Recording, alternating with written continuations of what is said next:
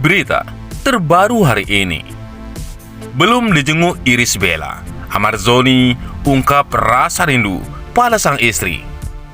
Amarzoni resmi ditetapkan sebagai tersangka atas kasus kepemilikan obat-obatan terlarang jenis sabu.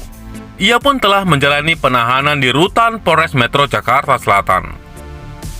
Selama berada di rutan, pihak kepolisian mengatakan bila Irish belum tampak menengok Amar. Tidak heran bila rasa rindu mendera pria berusia 29 tahun tersebut. Kangenlah Amar pada Irish, kata Kemal selaku sepupu saat menjenguk di Polres Metro Jakarta Selatan. Orang tua dan adik Amarzoni diungkap sudah menjenguk, namun Irish Bella belum menemui sama sekali. Saat ditanyakan kenapa, Kemal sebagai sepupu dari pesinetron tersebut mengaku tidak tahu menau.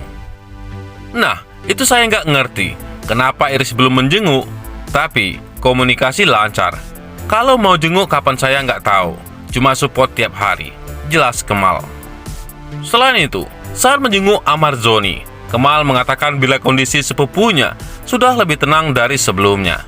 Karena Jumat malam kemarin, 10 Maret 2023, Elza Sharif selaku kuasa hukum Amar mengatakan bila kliennya dalam kondisi terpukul dan sedih. Keadaan lebih tenang, lebih baik dari kemarin. Yang pasti, dia menyesal, tandas Kemal. Di lain sisi, ekspresi tersangka kasus narkoba Amarzoni begitu cepat berubah saat dihadirkan dalam jumpa pers di Mapolres Jakarta Selatan. Ekspresi Amarzoni yang mulanya tersenyum, lalu berubah menjadi tangisan. Amarzoni dihadirkan di Polres Jaksel pada Jumat 10 Maret 2023 malam bersama dua tersangka lainnya, yakni M dan rekannya R. Ketiganya mengenakan baju tahanan berwarna oranye lengkap dengan tangan terikat kabel tis. Saat digiring penyidik, Amarzoni tampak berjalan santai sambil tersenyum ketika ditanya awak media. Amarzoni bahkan sempat menyapa awak media yang saat itu tengah mengerumuninya. Berbeda dengan penampakan dua tersangka lainnya yang terus menunduk.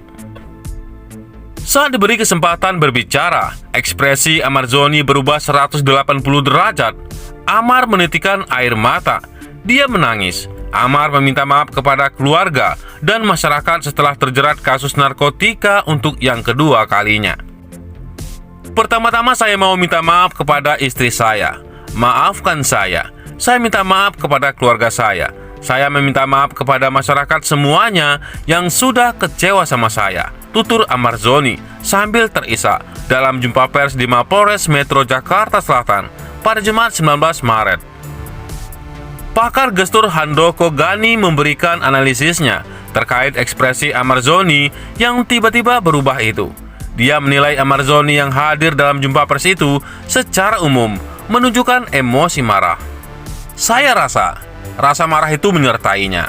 Jadi, ini bicara marah terhadap situasi yang ada. Marah terhadap dirinya sendiri. Marah juga terhadap orang-orang lain. Marah juga terhadap polisi. Marah terhadap sistem yang ada. Macam-macam kemarahannya tadi ya, tutur Handoko kepada wartawan.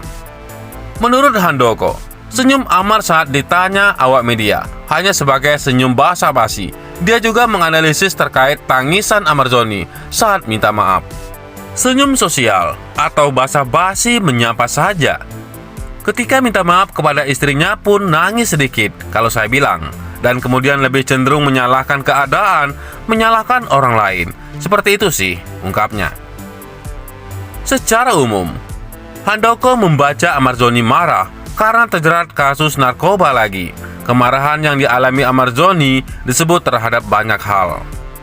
Ini lebih banyak ke emosi marah dan sedikit sedih yang mungkin kita bisa duga bahwa ini karena marah kok bisa ditangkap lagi. Marah kok bisa menggunakan narkoba lagi. Marah kok dia lagi. Marah kok dia belum berubah, masih menggunakan narkoba, tutur dia.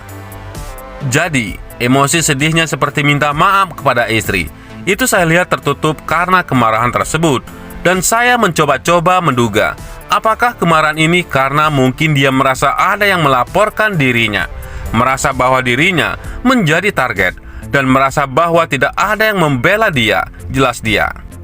Selain itu, Handoko menilai profesi Amarzoni sebagai seorang pemeran pria juga mempengaruhi perubahan ekspresinya saat berbicara di depan media tersebut.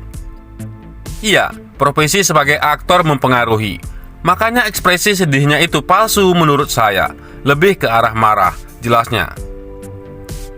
Menurut Handoko, Amarzoni akan sulit berubah karena sebagai hal. Dia menduga Amarzoni berpikiran bahwa orang lain tidak tahu dengan kesulitan yang tengah dihadapinya.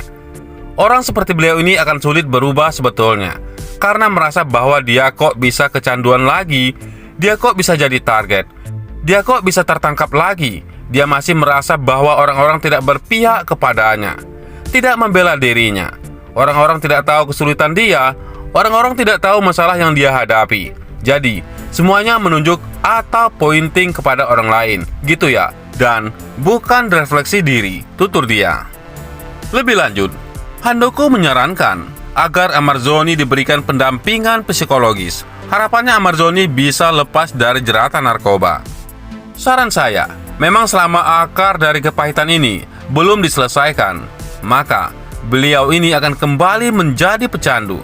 Jadi saran saya, beliau ini harus didampingi oleh psikolog yang bisa membantu menggali sumber kemarahan tersebut, sumber frustasi tersebut, sehingga ketika sumber itu sudah dihilangkan, ditambah dengan penyembuhan atau rehabilitasi dari narkoba, maka dia akan betul-betul sembuh dari narkoba, tutur dia. Bagaimana menurut pendapat Anda?